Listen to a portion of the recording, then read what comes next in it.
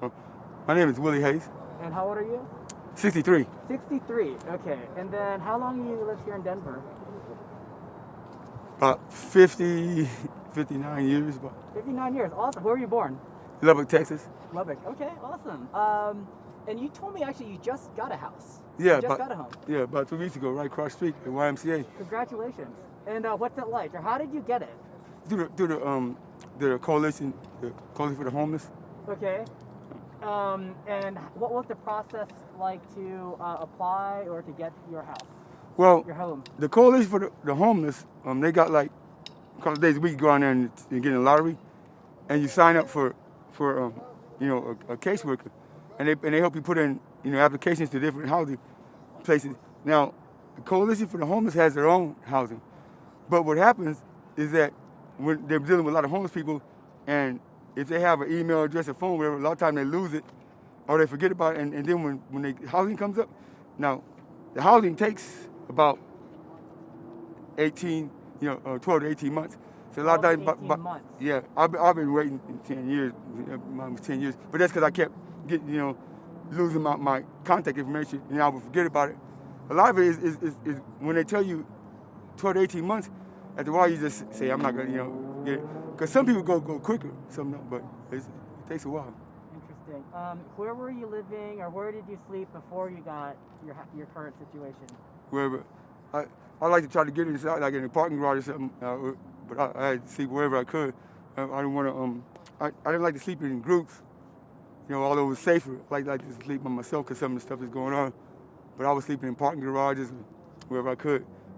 And so I would try to go to the bus station, go down to the Union Station, try to hang out. A lot of times I hang out at places like, McDonald's or whatever, till I get kicked out and just go on. Sometimes I didn't feel like, if it was cold, I had to keep moving. And do you? Morning, Kato. How you doing? Where's your bike? All right. Better go get that bike. Yeah, right. We're broadcasting under Halo 5 Guardians. It's interesting. No, seriously. Good to see you, Kato. Thank you for your interview yesterday. Thank you so much for your interview. It was beautiful. Hope you get a chance to see it. Yeah. Excuse us, that was rude, but she was talking to us yesterday. Oh, okay. Okay, we were on yesterday too. Huh? Yeah, we were just like 10 feet over yesterday. Had to relocate. Yeah, this is cool. So I'm sorry to hear that you were without a home for so long. Yeah. And what do you do to generate income or to support yourself? What's your daily challenge or your week to week? What do you need to get done? Well, I usually go to temp service, but and try to get some money or sometimes about scrap. I mean, like now I haven't been doing nothing I've been trying to get my house set up for to run some businesses. But before I got my house, I would either go to temp service or scrap, sell scrap. I wasn't too much good at panhandling, But, yeah. Excuse me, I'm just gonna lower this just because I want you to hear my questions. Can you hear me, or? If you don't mind. You can hear me? Yeah. Okay, yeah. Okay, so you told me, I just gave you my card, so you had a couple of like photography or videography type businesses that you're contemplating. Yeah. So, and you said, and then it sounds like you got a couple of things going on. So what's percolating in there now? Well, see, before I lost my house, I was a webmaster, and I ran, I would contract with these companies, to run their websites for them, and then I was trying to start e-commerce solutions, because I think businesses, when they go online, I think it should be it has to be a complete package, with the website, Facebook, YouTube, wherever, to get the most exposure and generate most talking points, people talking about you. I think it should be a complete package of the most popular social media, So I was trying to do that, but I was moving around too, but I couldn't, I didn't have a stable. I didn't have a place to set up. Now I got a house, so I kept losing. Either my computer gets stolen or something, so I didn't get a chance. I would start it and then I would lose it. But I always thought I was looking at these businesses, and I know some have like a Facebook or YouTube, they have a few, but I thought if we could put the whole, Pinterest, all the Instagram, you can put them all together and put the name of the company out there. I thought it would create more exposure, online and get people talking about it, So I was trying to do that, but I couldn't really do. Now I can do it. And you got my card. Yeah. So what do you use for email, for example? Are you using Gmail? Gmail, yeah. Gmail, okay, perfect. We're on Gmail too. Okay. Dude. Okay. Yeah. I'll be waiting. Hey, yeah, you know what? That's another thing too. I think that like 2 or 3 emails, you know, going on, you know, is a good, better thing than having one email. Mm-hmm. But one's a lot of work though too. Well, let's start small, right? Yeah. Okay, so tell me about your house. So you feel that it's a safe place to keep your computer, your phone, your identification. Is it locked? Is it secure? It's secure. We got cameras in. I'm not too worried about it now as I was before. But yeah, it's pretty safe in there with the cameras coming. Even if somebody does something, they're gonna be on camera. Mm-hmm. So I feel pretty safe. As long as I don't leave my door open or anything like that, I think it'll be all right. But I do, you know, I was thinking, you know, people up there, they don't have, if he bring in too much stuff, it might draw heat, you know, too much nice stuff. You know, like I want some big, I want to get like a 72-inch, you know, TV and a couple of computers and stuff. And I said, I don't know. Yeah. How many other people do you live with in this, just by yourself? By myself, yeah. That's amazing. Yeah, it is. Camera a little bit. So how much do you need to pay for your housing that you currently have? I pay $100 a month. But $100 a month? Yeah, because the Housing Coalition, they pay $900. I'm paying $94 a month. Oh, I see. I got you. Well, thank God for them. Yeah. Yeah. And you should see, it's really nice. It's small, but it's really nice. But it's bigger than a lot of other apartments. Yeah. But like I said, it's better than sleeping on the streets, you know. I can't even imagine. Have you done that? Yeah, that's what I was doing before I got the housing. The parking garages. Yeah. And you know, like before it wasn't, when I was younger, it's a lot more people here, you know, with the legalization of different things, and a lot more. So it's a lot more, you know, I think a lot more violence. So, but when you're out on the street and you're sleeping outside, it's like you never really rest. You know what I mean? You always like, even when you sleep, you just wake up, and so, and then a lot of times you start feeling unsafe. You start carrying stuff. So it's like you're in a war. By the time you get a couple of fights, I see why they talk to PTSD, because you start thinking everybody's against you, because you never really, when you go sleep, you say, man, I hope nobody comes up and bothers me. Mm-hmm. That's why people sleep in groups. But I didn't like sleeping in groups because some of the stuff the groups get into. But yeah, a couple times I woke up and people were walking up with my shoes and getting ready to come up to me. Yeah. So you get to be on guard all the time, thinking everybody's after you. Did I hear right? You said you're 63? Yeah.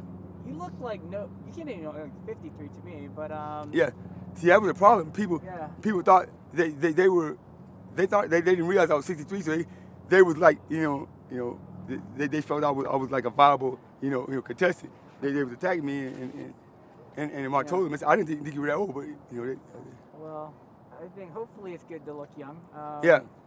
So you're homeless just as of 10 years ago?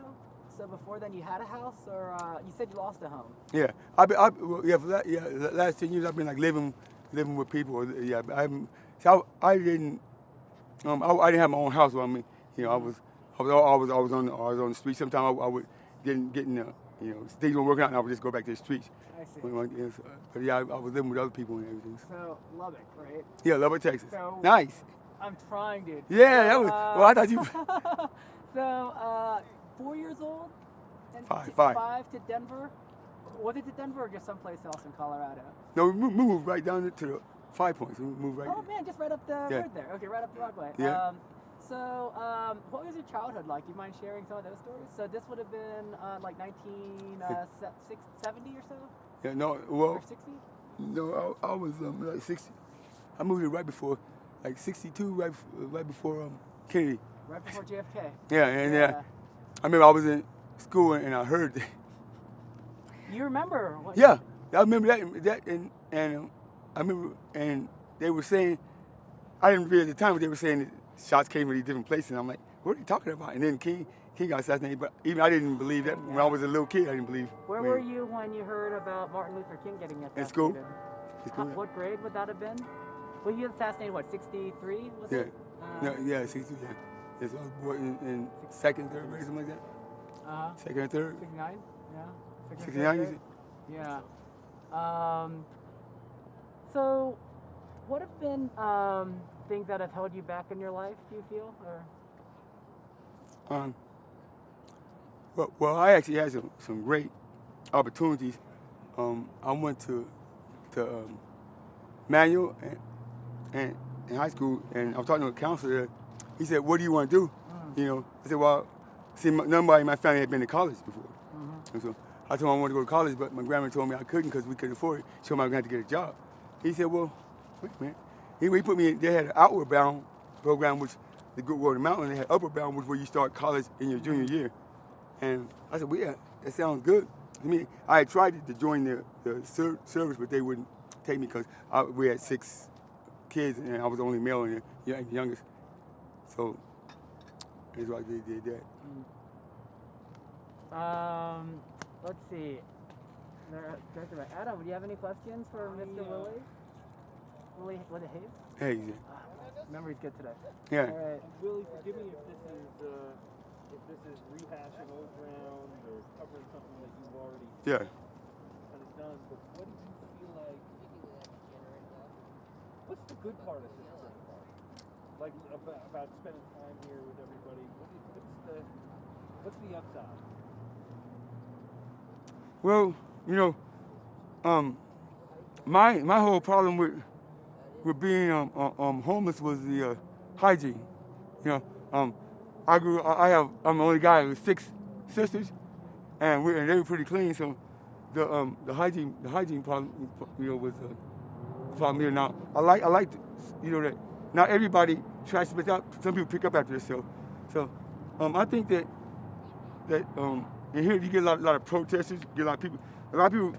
We get to think people don't care. A lot of people come down here every day, or at least on Saturday, Sunday, and give food, clothes, and stuff, and they subject to a lot of abuse, but they still keep coming back. You know what I mean? Because they know it's not everybody. You know, some people don't know. You've seen before. So Silver City Park is even because a lot of times you get homeless, you get thinking, oh, nobody cares about you, but every day there's somebody besides the St. Francis is people. Churches come down here and give away clothes and food and stuff. So you have to stop and think, wait a minute, everybody's not, you know. So I think that helps some people like try to upgrade their behavior, you know. And I like, but it's also a lot of people come and do stuff like this, and people can hear it, and you can learn a lot of stuff that's going on in the world. I like that upside. On the hygiene front, like we've been looking for bathrooms and stuff. Yeah. What do you do? Oh man, that's a good point. Yeah, you know that's besides you know, it's interesting when you're homeless. You don't get up thinking I got to go to work or get to, hey, am I safe? Do I have my weapons? Where I'm gonna eat it? You know, so you're worried about the basic thing about where I'm using the bathroom at. You know, you get caught. You know, and then sometimes you have to go things you can't really do outside. You have to find a place in the alley. It's you know, you have to worry about a lot more basic things that you can't really concentrate on a job or a bank. You know, or put money in the bank. So it's that's a big concern. The bathroom, and that's, yeah. And but then here's the thing about it. You know, I know I was in shelters for a while, and I see some in the bathroom.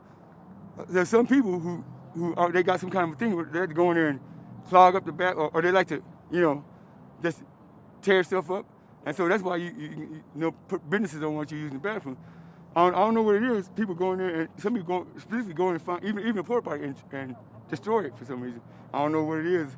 And so now that causes a big problem for everybody, because now they don't want people using the bathroom unless they're paying. So that's a big concern. Water, big concern. Now food, you can get food is it's easier to find food than it is water almost, you know. Water is a big concern. Clothing. But when I say hygiene, I mean, like, right now you guys are not giving out anything, or they were giving out food over there. Like, they come down and give people food, and some people eat, and then they just throw it anywhere, or like when they had the tent cities, people just trash it out. And I mean, that's fine, you know. Being homeless and having the tents is one thing, but I think that we have to realize other people have a right to enjoy. They have a right to enjoy the space without being unnecessarily trashed out. Now, if somebody takes the time to come down and bring some food And what I mean, we should each individual, we're adults, we should take our, take the pride to go and throw it away somewhere, not trash out, because then people they got to come out and smell all kinds of stuff. You got you know what I'm talking about, and use the bathroom up by the tent. That was another thing too why I didn't like being in groups, because the groups when you're in a group people really like to trash out. I don't believe when you leave, clean up the place. I've had people let me stay in the yard and stuff because I clean up. You can't just leave trash around, because it's not just the way it looks to you, but I mean people they have a right to enjoy the landscape without don't be a litter bug.